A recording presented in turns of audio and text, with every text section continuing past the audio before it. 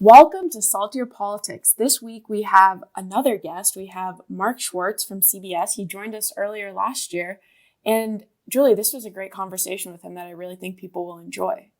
It's a fabulous conversation, especially talking about news gathering at a time when it's difficult to go outside. And especially for those people based in New York, which is every major TV network, aside from CNN, which obviously also has a major presence in New York, but impossible to go out there and collect news in the old-fashioned way, but yet they do it, and they do it at great peril to their own lives. So it was a great discussion, and I'm super happy that we were able to have it.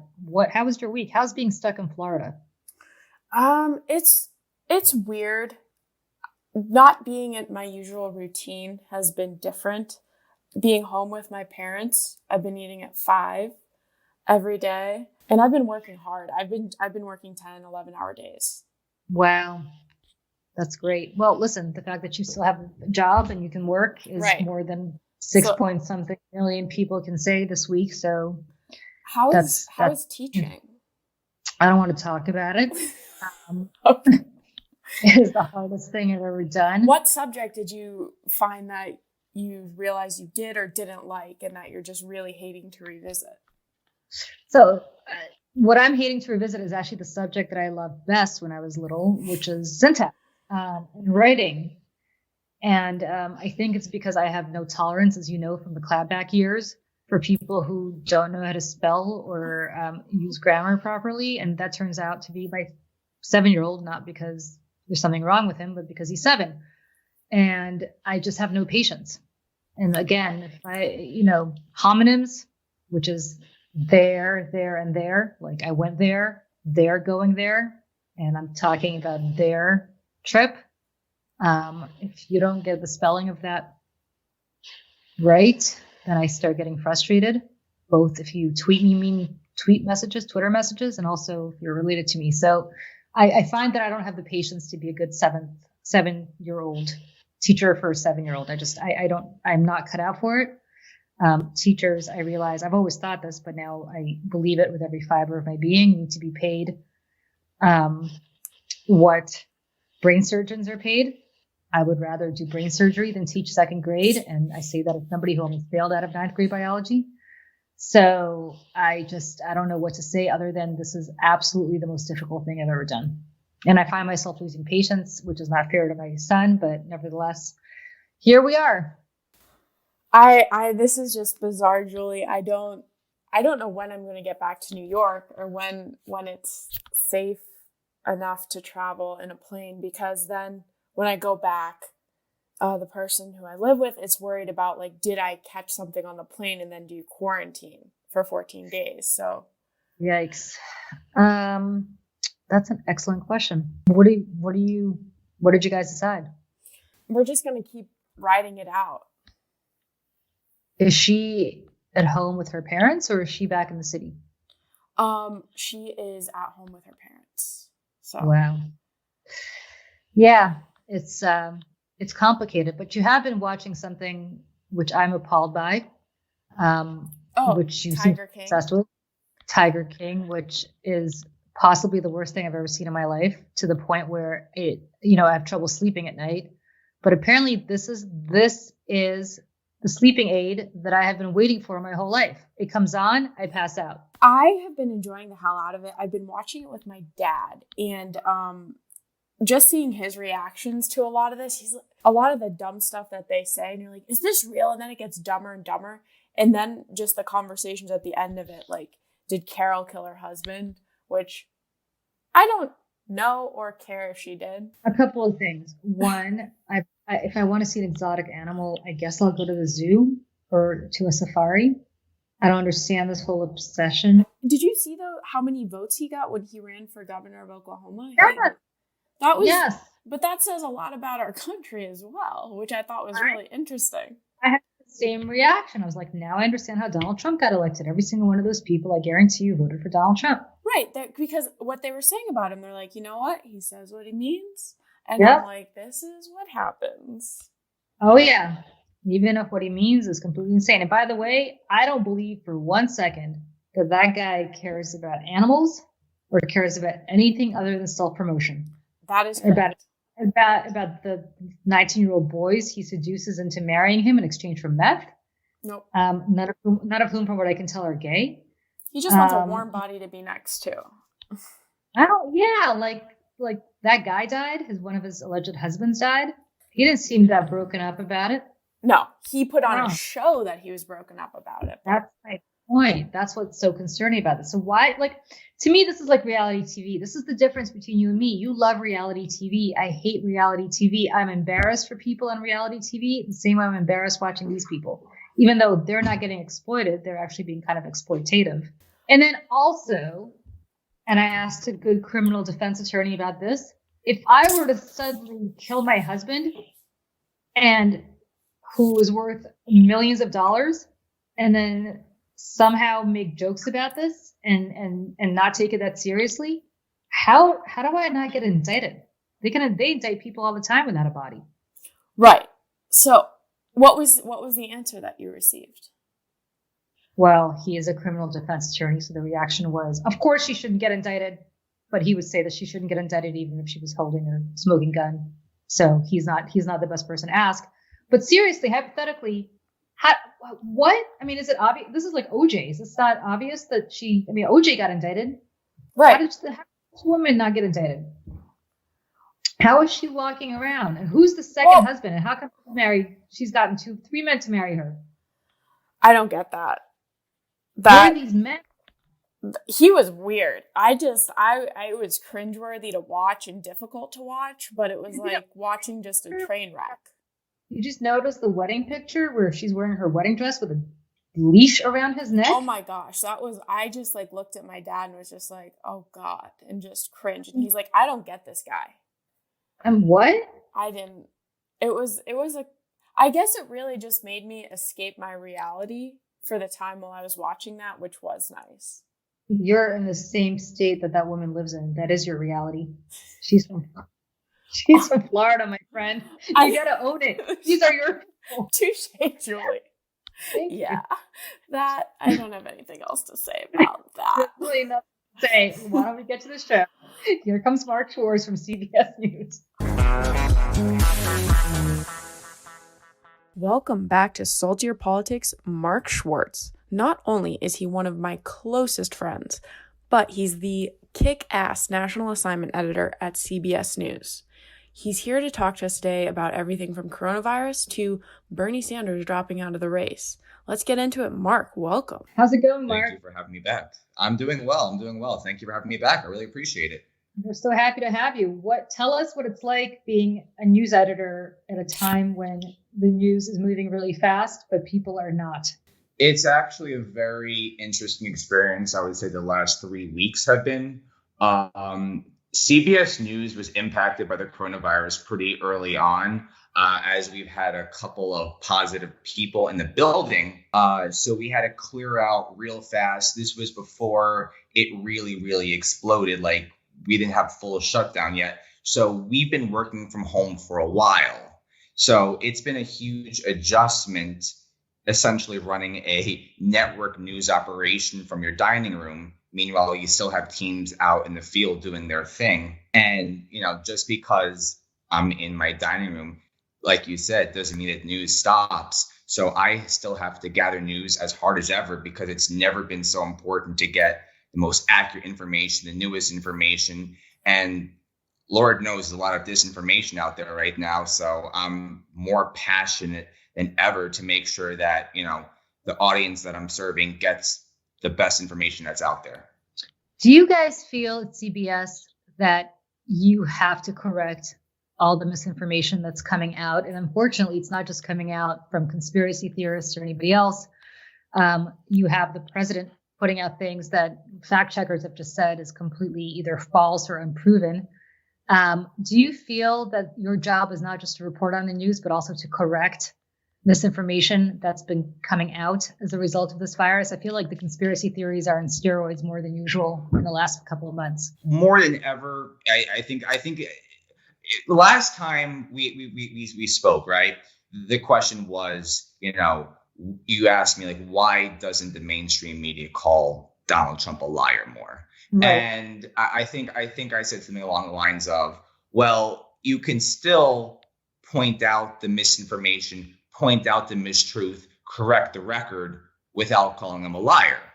And I think what you're seeing is that now, right? That's what you're seeing now. So if Donald Trump, let's say, promotes a medicine that is not necessarily scientifically proven yet, you're not seeing the media saying Donald Trump is a liar. But what you're seeing is we have 3 doctors on staff at CBS News, and we have them saying, okay, here's what the science says. Here's why it may work. Here's why it may not work. But here's why we can say that as of now, it's not a proven technique yet. So we're correcting the record in real time in a very non-divisive way, but still in a way to make sure that the whole audience, whether you're Democrat, Independent, Republican, gets the accurate information. So, Mark, having a lot of nurses in my family, and we just spoke to a doctor last week, it seems as if the medical community is super apprehensive about what they're having to contend with because of the misinformation that's being put out there for non-medical reasons. How do you contend with writing misinformation and deciding how to spend time on news and spending time on delivering news? So I guess writing misinformation, because that will take time, versus delivering new, accurate news? So I think we have to weigh each bit of, unfortunately, there's so many, we have to weigh each bit of misinformation. And if you see something starting to pick up a lot of steam, and if you start seeing like millions of people saying like, oh, I think this might cure me or this might prevent it, and you say, oh, this is a problem, we see this is percolating, we need to nip this in the bud. So I think by that, you're still doing your job. You're still informing the public. You're not being particularly biased. You're not saying, conservatives are deliberately downplaying the situation or deliberately trying to hawk a drug. But you can still say, hey, don't get this drug yet. It's not proven yet. So you almost have a bedside manner. It's like you're combining a bedside manner while informing the public. I don't think, by the way, I don't want to put this just on conservatives. I'm in New York. Emily's in Florida. I think, Mark, you're in New York as well, right? From your apartment right now. And we have a mayor of New York who's the last person you consider to be conservative, but who did at the outset of this say, yeah, go about your business, not a big deal. Way after a lot of doctors and scientists said, no, actually, you should take precautions and take care as to what you're doing. The CDC, for example, which again is run by supposedly trained scientists and doctors, first said no reason to put on face covering unless you have the coronavirus. Now they're saying if you go outside, you should put on face covering.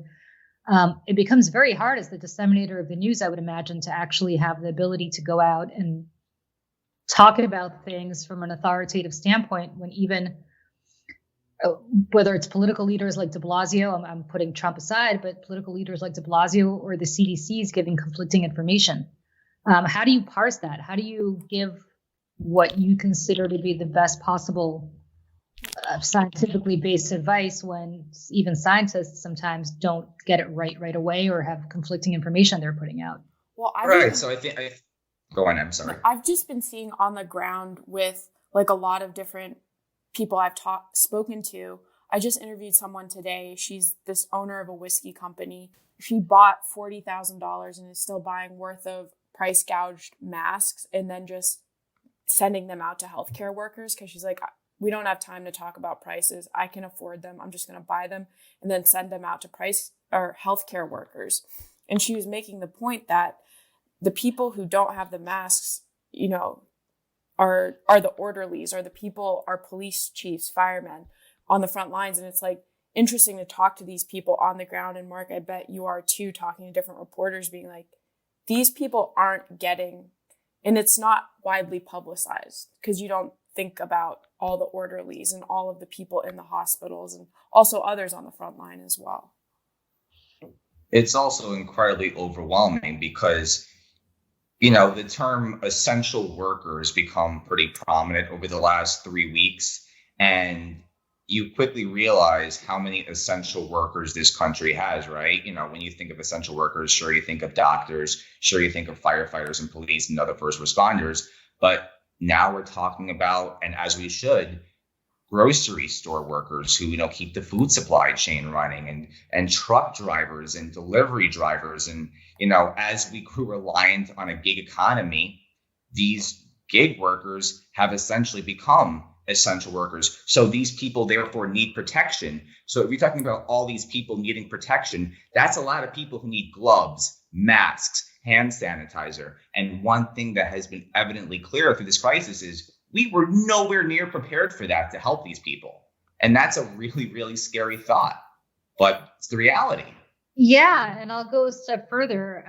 I went to my local supermarket here in the Upper West Side. I would say 2 weeks ago, the shelves were full and stocked. I went back again a few days ago and there was noticeably less stuff. And it's not because they haven't gotten their daily delivery. It's because their own workers who are part of the supply chain, as you talked about, are getting ill and calling out. And either the food is not getting to them somewhere along the way, or the people who are stocking the shelves are not stocking them. Last night was the first night of Passover. I went to Citarella on the Upper West Side, and lo and behold, they were out of matzah by 1 p.m. And I'm thinking, do you guys know where you are? You're on the Upper West Side of all the places to get a matzah. But that's never happened before, ever. I don't remember in the 40 years that I've lived in this country. I remember my former Soviet Union days where there were lines to get into the store and there was not enough food on the shelves, but never has anything been out of stock that's such a staple as it is for so many people up here. So you're so right about that. And what scares me is that we don't think of these people as essential workers, or we don't treat them. They're making minimum wage, a lot of these people, and they're putting their life on the line to feed us. And that's just something that I can't imagine many people give a lot of thought to. I don't know how you even contend with that other than to put a spotlight on their stories almost on a daily basis. I hope somebody does. I understand it's not the job of CBS News to do stories in their half-hour newscasts about these people, but I would hope some of the cable networks really do highlight those people regularly, because believe me, it's not us who are putting our life on the line. It's these people. So I would just get off my high horse to say that. Important high horse to have, because I would say networks are covering that, because the reason why we were able to have some Passover dinner last night is because of these people who allowed the food supply chain to continue. So, a lot of people said that this coronavirus will, forever change our outlook in life. And one of those changes that I hope occurs is that these workers that we used to deem, like insignificant, just like minimum wage, entry level jobs, we now look at it in a new light and say, like, my God, like we're almost running a house of cards and these people are keeping the house afloat. But hopefully we start treating these workers with a little more respect and dignity. I hope so. But considering what the minimum wage is federally, I don't have high hopes. I mean, don't forget Mitch McConnell. And again, I'm going to get a little partisan here, but just killed legislation to help some of these people out, unfortunately, which is just mind-boggling to me, because I don't know who he thinks is feeding him and his family, but it's certainly people like that. I'll tell you, I went to Mount Sinai Hospital today. Emily knows this, to donate blood because I was never able to get a test because there was such a shortage of tests when I went. But all indications showed that I had the coronavirus last month. And so there's an experimental drug that they're trying to develop, or some sort of experimental treatment at Mount Sinai using antibodies from the blood of people who've recovered from the COVID-19 virus, and giving it to people who are really in bad shape right now and fighting it. And what's so fascinating to me is, as I was giving blood, I was talking to this nurse, this elderly African-American nurse who probably makes, not nearly enough money to be putting up with people who are positive coronavirus patients. And I said to her, how are you guys handling all of this? And she said, I've had it. Everybody here has had it. And if we haven't had it, we have it now. We're not working here. And I said, well, did you function? Did you go to work? And she said, I had no choice. Yeah. And she was wearing this little flimsy mask. These little, these are not the big masks that everybody talks about, but this little tiny flimsy cloth mask. And ironically enough, she is literally taking blood from people who are positive, or supposed to be coronavirus positive patients who've allegedly gotten over it, but who knows? They may not have been. So it's just amazing to me as to what's going on in New York. Then when I walked out of Mount Sinai, what do I see across the street but the Samaritan's Purse field tent hospital that's been set up? Have you guys seen that? Mark, I know you're in New York. Have you seen this field tent hospital? Yeah, I mean, I haven't seen it in person, but I've seen the photos of it being set up. It's just incredible. You feel like you're in a Civil War reenactment. I mean, they literally look like those field tents that you'd see in those old Civil War pictures. And again, I mean, it's just amazing that this is the greatest city in the world, where hospitals are so overwhelmed that they're having field tent hospitals set up outside of a major hospital, Mount Sinai and the Upper East Side. And that you have people who are saying, no, New York doesn't need all the ventilators that Andrew Cuomo is requesting, when in fact, yes, they do. They certainly do, for having field tent hospitals set up. So kind of a scary time to be here in New York. I wish more people around the country could experience what we're seeing and therefore maybe understand what a dire and awful situation this is. And we're the canary in the coal mine. It's coming west. I mean, it's headed for them if they don't take it. Yeah, I was going to say, unfortunately, it looks like other cities will experience it, and they'll probably learn from our mistakes and see them, see what we did right, see what we did wrong, because we were kind of the guinea pigs for America. Well, I wonder if they'll see it because, Emily, in your home state of Florida, where you've been exiled for how long now? Like a month? How long have you been down there? Almost a month now. Yep, in about 4 days, it'll be a month. But, I mean, our governor is still allowing Easter Sunday masses at churches to happen. DeSantis declared church an essential activity. And I remember he said, I don't think the government has the authority to close a church. So I don't know how much they've learned. Are they offering communion at these masses? I'm not sure. Because that to me seems incredibly dangerous. Yeah, that's Russian roulette right there with the communion for the glass. Priest. Right. For the never mind for the people who show up, or for the priest. But what's interesting to me is, yeah, you do have the state of Florida. You talked about Ron DeSantis, your governor, but he is absolutely engaging in Russian roulette on a daily basis. I don't know how much they have learned. I mean, didn't he just admit a few days ago that he just learned that asymptomatic people can pass this along? Correct. And also, I believe that was the governor of Georgia, right? No, I think that was Emily's proud home state of Florida, but maybe I'm wrong. Maybe it is Georgia, but go ahead. Yes. Well, also what's happening here is when Rick Scott was governor, he completely, the unemployment benefits for Floridians he gutted the system. He decided to cut benefits significantly for workers amid high unemployment to maintain low taxes on businesses. So right now there are massive lines, and we've been seeing this around the country, but specifically in Florida, there have been crazy lines that look like the voter lines in Wisconsin of people trying to wait and get their food. And it's really, really bad. Just the infrastructure to handle this is not there. And learning from New York and seeing what happens when infrastructure isn't set should be what the governors are doing. But as I'm seeing now, it's not. How much of this do you think, I remember when Hurricane Sandy hit here in New York back in 2012, this was like the biggest news that ever hit America, whereas other hurricanes happen around the country. We kind of pay attention to them and move on.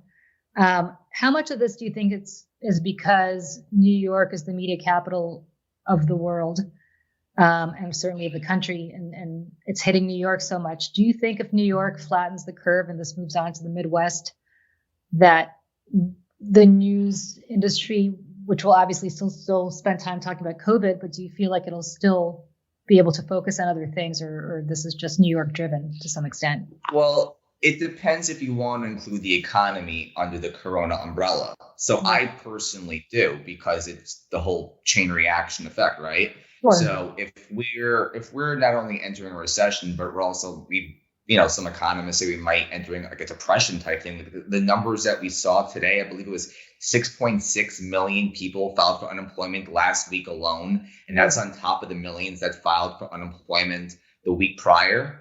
So I personally look at that once again as under the Corona umbrella. How can you talk about anything else for the next few weeks? We're going to be stuck in this for months. I mean, when I think about the stuff that we were talking about a month ago, everything's put on pause. It's really, have you ever experienced anything like this? I mean, even after 9/11, I'm not sure how old you guys were during 9/11. I know, Emily, you were very young, but I don't even remember that 9/11 sucked the news, everything out of the news for as long as this did, or this has. I mean, 9/11 happened. It was certainly the dominant topic of discussion in the news, but there were other things being talked about. But this is just something incredibly surreal. It's almost like a nuclear attack has happened. I don't know how else to describe it. It just completely changed. There's no end point. We, at least right now, we don't know. We'll say at least at this state we can start going to XYZ. It's, hopefully there will be an end point soon, but when that is, your guess is as good as mine. Well, I know other news has been put to the side, but I do want to mention Bernie Sanders and Joe Biden. Kind of after Super Tuesday, I kind of felt, well, that was that. Not the biggest fan of him, saying I'm still going to stay in the ballot, just so I can accrue more delegates because, you kind of would want some unity at this time. But Bernie dropping out, I would say if he was going to drop out, I thought he would drop out before Wisconsin, because if all these people are about to risk their lives to go out and vote, and not socially distance themselves, I feel like that was the time to do it, just before Wisconsin. Do you feel like Bernie had the right message but was the wrong messenger, or do you feel like the country is not ready for his message yet? I guess that question is to both of you. I think he was both the wrong messenger and the message. People do need change, and I think they need it more. He's talking to the people who haven't had a voice or who have been ignored, and I think that message needs to be here. And the more, because the system has been failing them for a very long time and has maintained the status quo, both Republican and Democrat.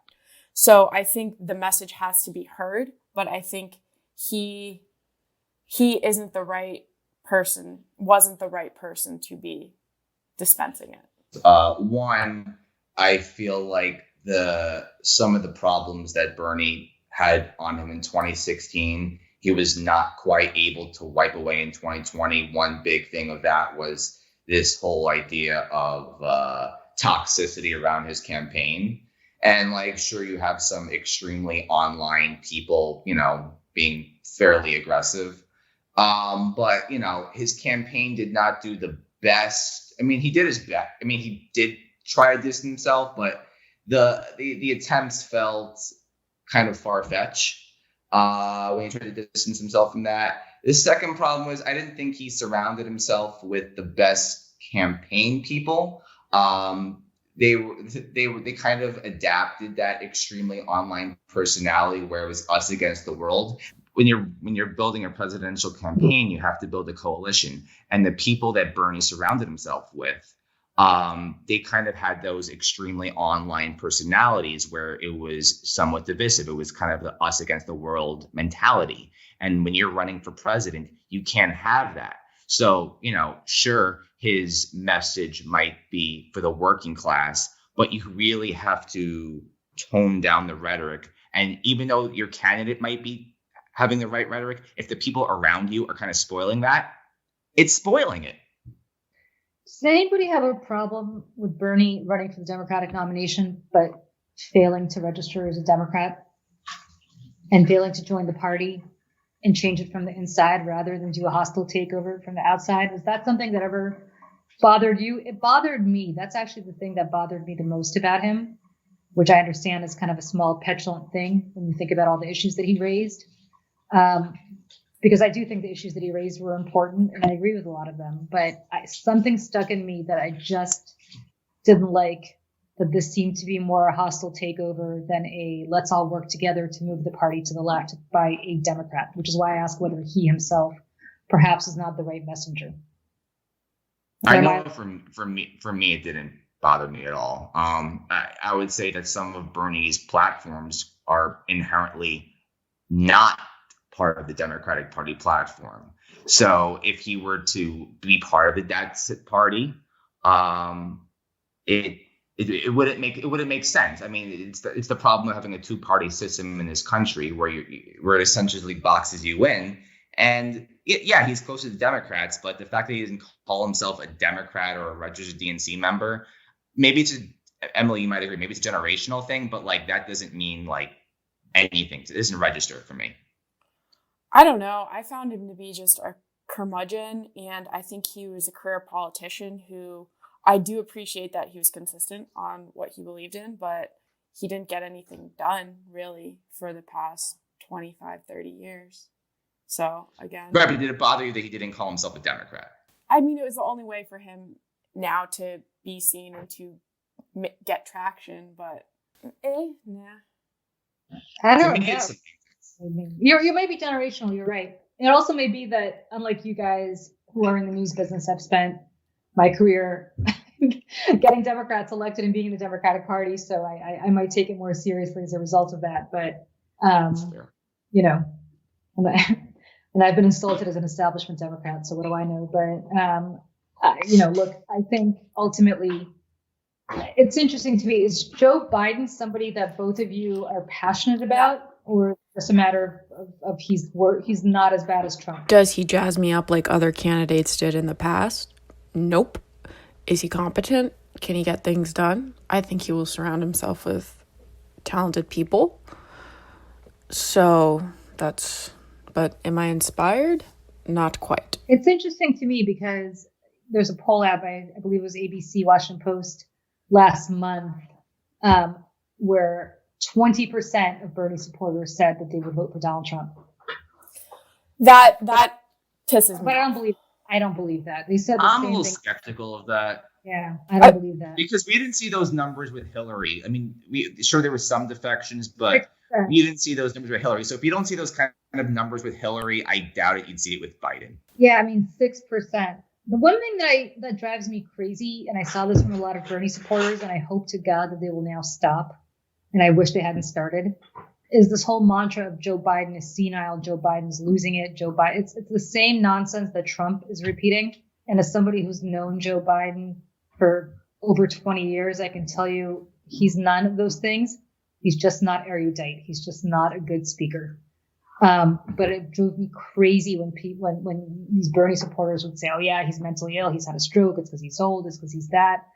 I knew him when he was in his 50s, and let me tell you something, in his 40s, he's always been that way, and he's just not an erudite guy. So that's another thing that you were talking about, some of the Bernie online supporters. Those people did not do themselves or the rest of us many favors by pushing that mantra, because it's a complete. Yeah, if you notice, those attacks really came like after Super Tuesday, when they kind of felt, I'm not justifying it because I hated those attacks just as much as you. Yeah. It was just pure desperation. Once again, does not make it right, but they just sunk down to the same level as, kind of those Trump supporters editing the videos. Yeah, but desperation is when you're worried that Donald Trump's going to win. Desperation is not going after another Democrat. Again, life is not about, this is, maybe because I'm older, but life is not about your perfect dream candidate. It is truly about choices that we all have to make. And I just feel like a lot of these people don't understand that this is a choice. It's a choice between two imperfect people. I cannot remember the last time I got passionate about a candidate. I wasn't passionate about Barack Obama. I remember everybody thought he was the second coming. I thought he was just a politician. They all are. These people who are obsessed with Donald Trump and think he's the second coming, he's not. He's just a guy. I don't care how much you love him or agree with him. And I wish people would stop, because whenever they do that, everybody else becomes the Antichrist. Whereas to me, Bernie Sanders was an imperfect candidate. Joe Biden's an imperfect candidate. Donald Trump's an imperfect candidate. Barack Obama was an imperfect candidate. Got to vote for the guy you think is the least bad out of all those people, and not for some dream guy. And if your dream guy is you're not walking down the aisle with these people, you're renting them, hopefully for 48 years. And that's the only way to look at it, I think. And I agree. I think, maybe Bernie was your guy, but if Biden, and he was going to move your agenda forward 20 steps, but Biden will only do it 3, better still go with Biden and get it moved forward then I would argue to vote for Trump, who will not move it forward and perhaps move it back 20 steps. Perhaps. Here's what I'll say.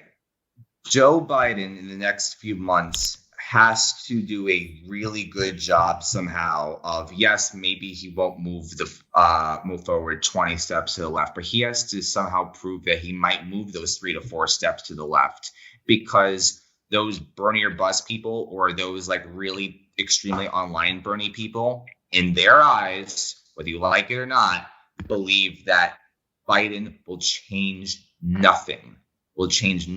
I'm not saying that that's what I believe, but I'm saying there are a lot of people who believe that. And Biden's work is cut out for him. It's going to take a little more than saying, I see you, I hear you. He's going to have to prove it somehow. Here's the problem to me. That's what a lot of people thought about Hillary Clinton. They didn't think she was going to move and change anything. Mm-hmm. And even if you subscribe to that notion, she was not going to change anything from what Barack Obama did. Now, do you really believe that Joe Biden's not going to change anything from what Donald Trump has done for the last 4 years? And that's what these burning bros have to get. It's not a question of Joe Biden, as Emily said, being in lockstep. It's a question of, can you imagine 4 more years of Donald Trump unleashed? My bigger concern is not that. My bigger concern is if Donald Trump, who won 4 years ago, still said the election was invalid because 3 million people voted fraudulently, because all these illegal, as he calls them, illegal immigrants voted illegally, 3 million of them. Clearly, that's why he lost the popular vote to Hillary Clinton. If he says that having won, can you imagine what he will do if he will lose?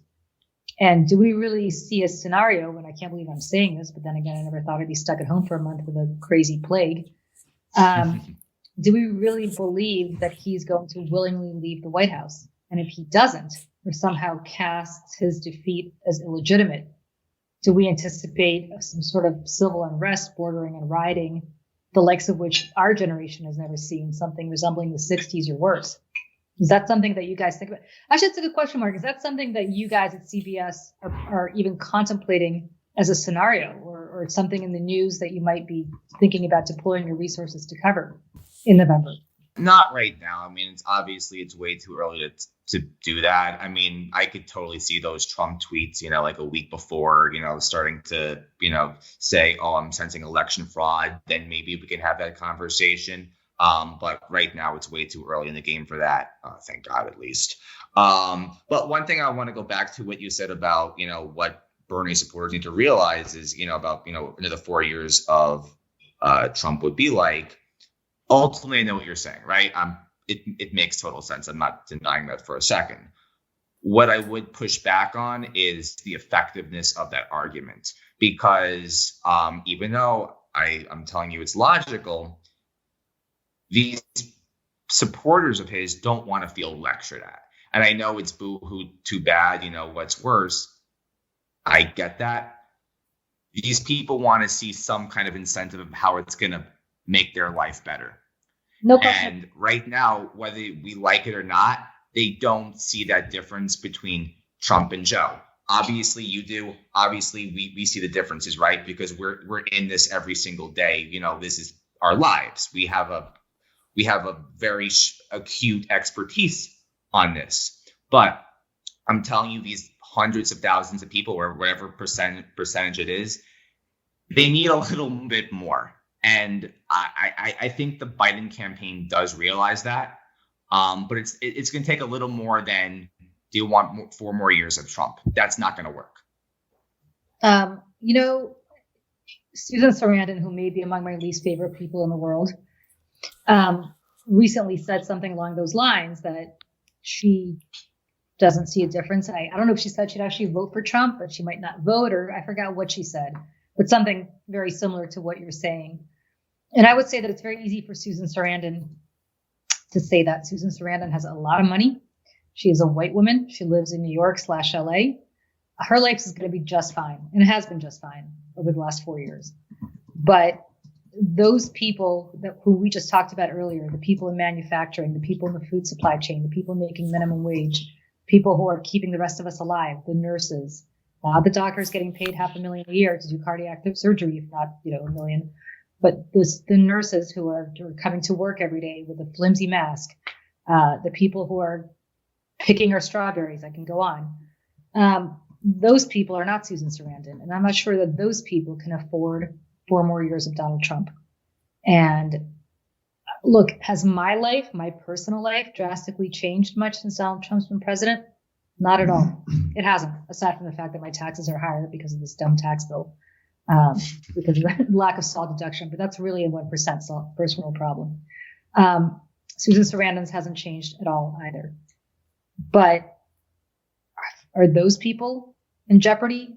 They sure as hell are. And if Bernie bros and the rest of these people who are crying about how they're not seeing much of a difference and they need something more, if they only contemplate themselves and their privileged position, and they're not contemplating the people who are literally keeping them alive right now by providing food for them, driving trucks to deliver that food to the supermarket, then, now is really not the time to engage in mollycoddling. Is that a word?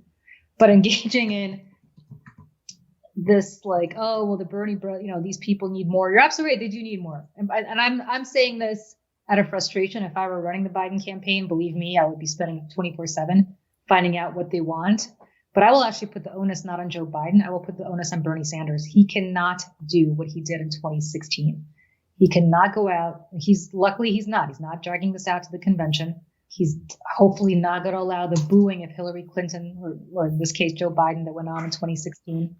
He better get out there on the stump every day and convince his supporters, because he's the only one who can, that there is way too much at stake. And if Joe Biden needs to give him some sort of title or commitment in the cabinet, not as vice president, because that's going to go to a woman, luckily, but some sort of commitment to placate or to get him more invested, I hope he does. But I would put the onus not on Joe Biden. I would put the onus on Bernie Sanders. He's 70-something years old. This is his legacy, and he needs to understand that. I I agree with that, and Bernie does have a responsibility to do that at some point, sooner rather than later. But as long as the Biden campaign knows that the argument of do you want another 4 years is not good enough.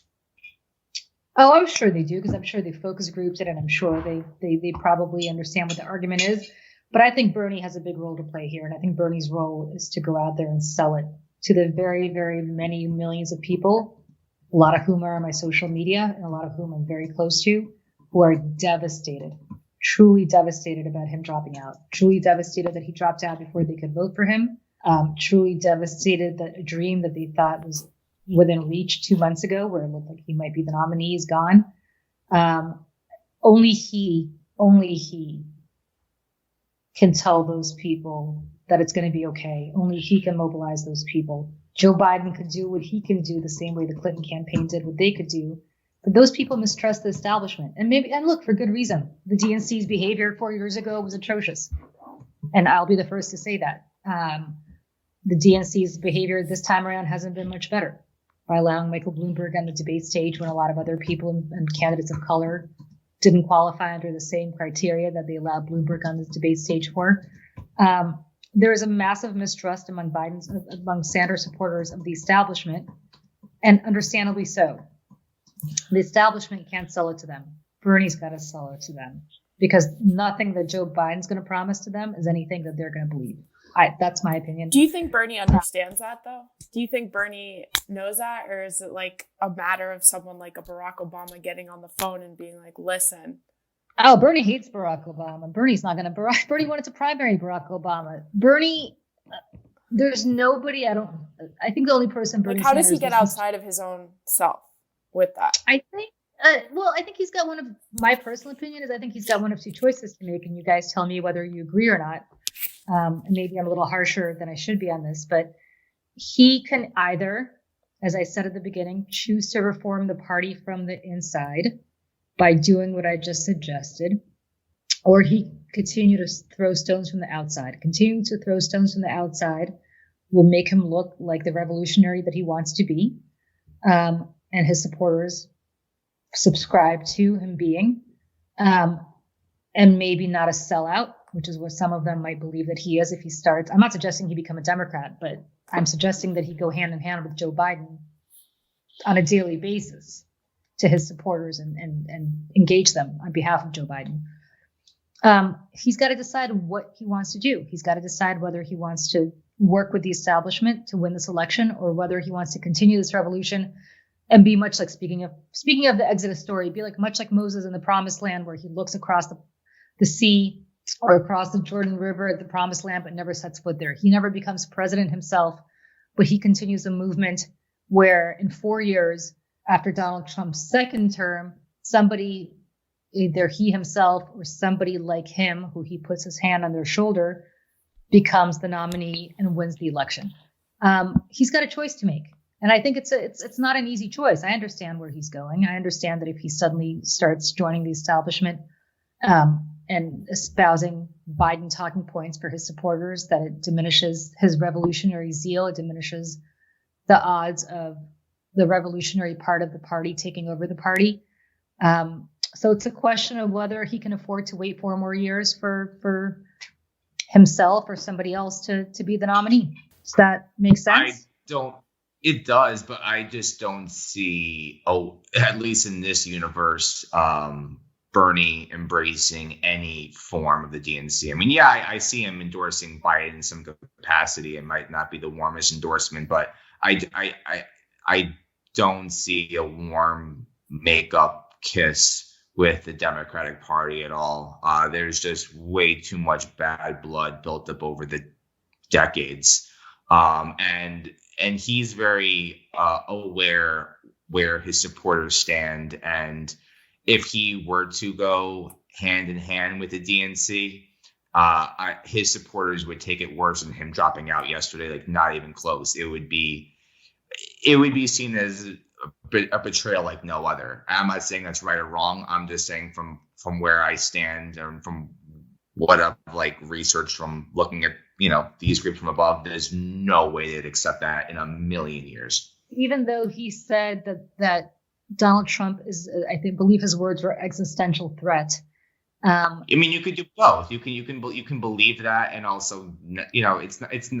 I don't think he sees it as a binary choice. I'm not saying that's right or wrong. I'm just saying from his point of view, it's not a binary choice. He could still endorse, but not get in bed with the DNC. But endorsing would require, I guess that's the question. Endorsing is what he did with Hillary, right? He endorsed, he did a couple of rallies, I think, or a couple of speeches, and then that was that. But that wasn't enough. 6% of Democrats voted for Trump. A lot of his supporters, I don't have the numbers in front of me, but a significant amount, voted for Jill Stein. And the question to me is he going to allow that to happen again in order to have the talking point in 4 years, which is that, listen, the establishment in the guise of Hillary Clinton, or even further back, the establishment in the guise of John Kerry could not beat a Republican. Barack Obama was considered an outsider. He won. The establishment in the guise of Hillary Clinton could not beat George Bush. Could not beat Donald Trump. The establishment in the guise of Joe Biden could not beat Donald Trump. You need to nominate me or somebody like me, a revolutionary, in 4 years in order to win the White House. Is that a better argument for Bernie Sanders and his supporters just holding their nose for 4 more years? Or do they consider, and does he consider Donald Trump such an existential threat that he has no choice but to hold his nose and really pump up this establishment figure, Joe Biden, who stands for virtually everything that he doesn't stand for historically, not now, but everything, from criminal justice reform to banking issues, to trade, to everything. This is something that just has been, he and Biden never saw eye to eye on a lot of these issues. Where does somebody like Bernie Sanders land on that in these very critical times? This is not a George Bush situation. This is not a George W. Bush situation. This is Donald Trump. I just don't know the answer to that. That's my question. Where's Bernie Sanders' head with respect to that? But everything you're saying, it makes sense, but you also kind of answered it. You kind of said how their beliefs are so polar opposite.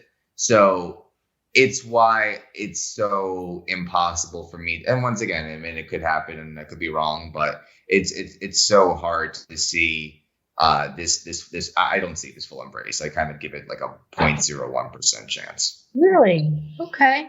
I think it's higher. I mean, I see an endorsement, but not they're not going to go buddy and they're not going to slow talk the news and Jimmy Fallon together. Let's put it like that. It's not going to be a Thelma and Louise. Speaking of Susan Sarandon. No. So, Mark, how many people at CBS are out in the field right now risking their lives to bring us the news? Because I don't know about CBS, but I know that I believe both ABC and NBC had cameramen who passed away from this virus. I believe both African American, which that community has been so disproportionately affected by this virus in awful ways, not surprisingly, considering lack of access to healthcare and other underlying issues that community's had. But it's always the people you don't see, right?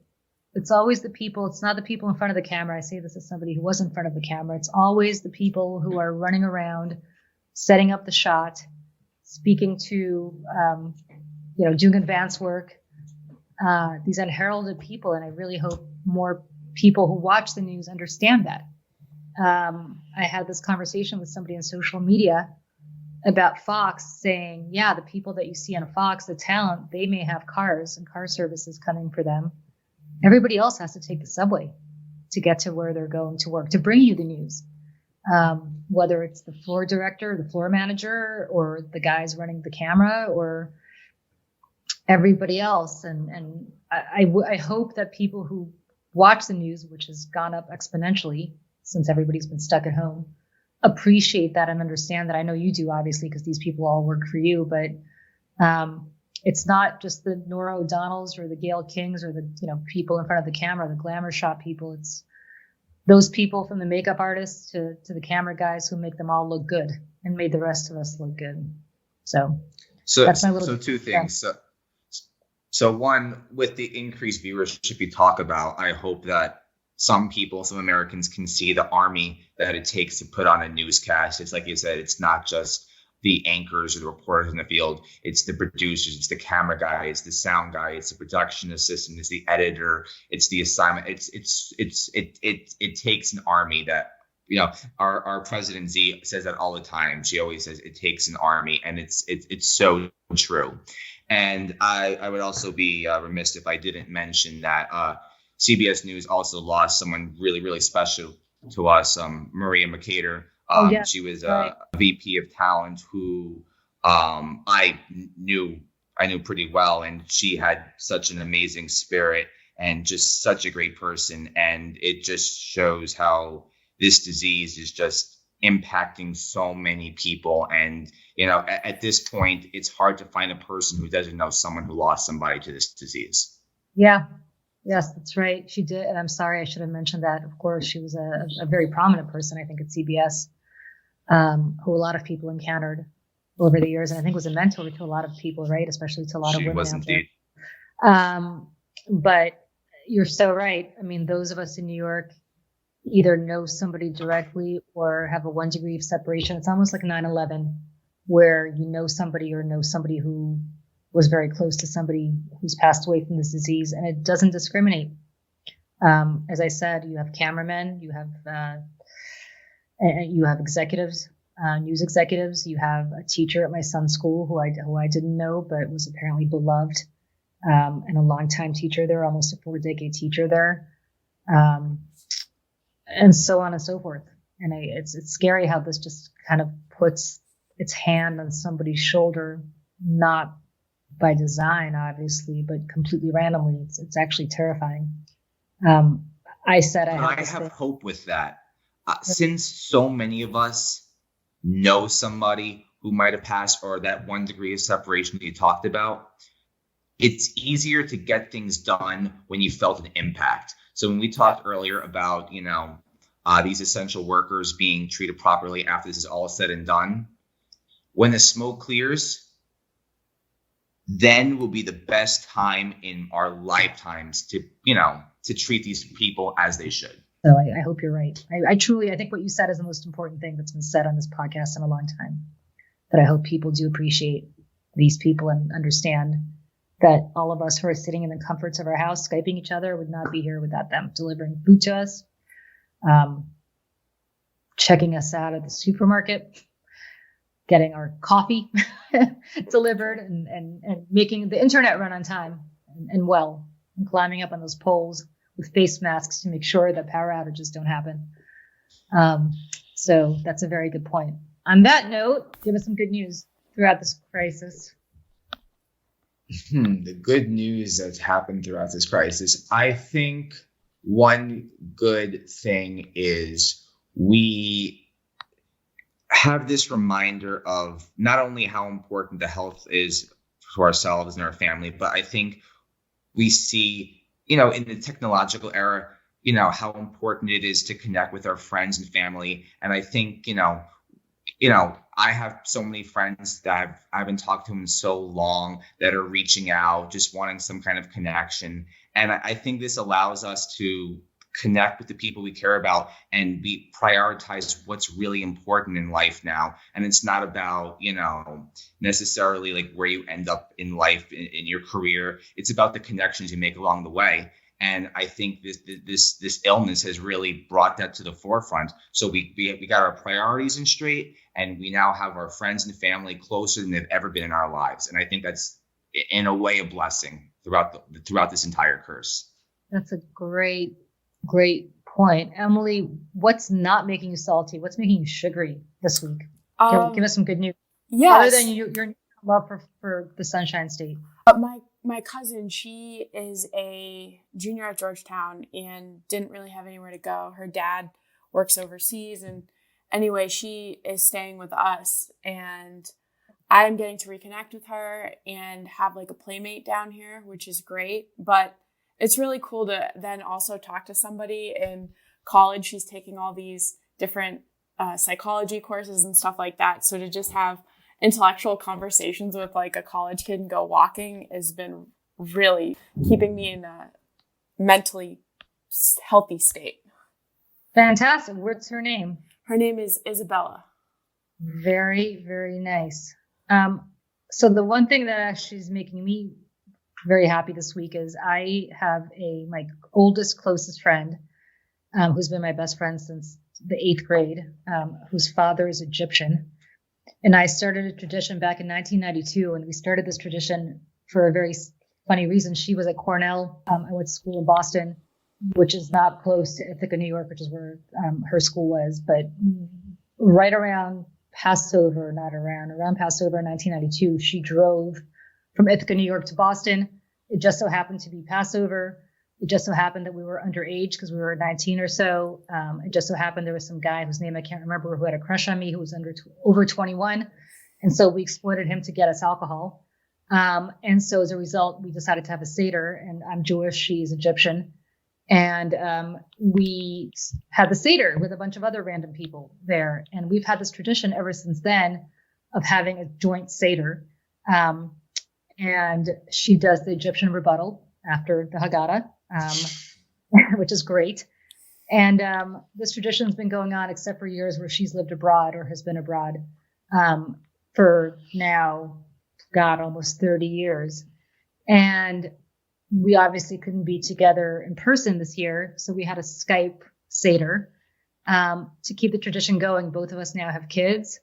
Her son is 4, so we skipped over the slaying of the firstborn because obviously that would have been hers. But it was nice. It was wonderful. And a whole bunch of people joined us, including my friend Bill, who's a big Catholic, who always leads our Seder because he doesn't drink. So he does it sober. And we've convinced him to do that because we try to recreate the Last Supper for him. So it's this very mixed marriage type ecumenical Seder. And I'm so happy that we got to do it yesterday. Even at a time like this, we were able to talk about the 11th plague, which is the coronavirus, but our kids joined, all the friends joined online over Zoom. So it was really wonderful. I think we need to be ending salty politics with a happy thought at the end of, long as coronavirus is happening. I think that's our new tradition. Yep. All right. Sugar. Little sugar. Marc, awesome. Thank you so much for joining us. And Thank good you luck. for inviting me. Yeah, thank you to everybody, to you, especially at CBS, to everybody there for bringing us the news every day and for doing it bravely and courageously and at great personal risk and peril. So thank you on behalf of your viewers. I'll thank everyone on your behalf. And once again, thanks for having me. Thanks very much. See you, Mark. Bye.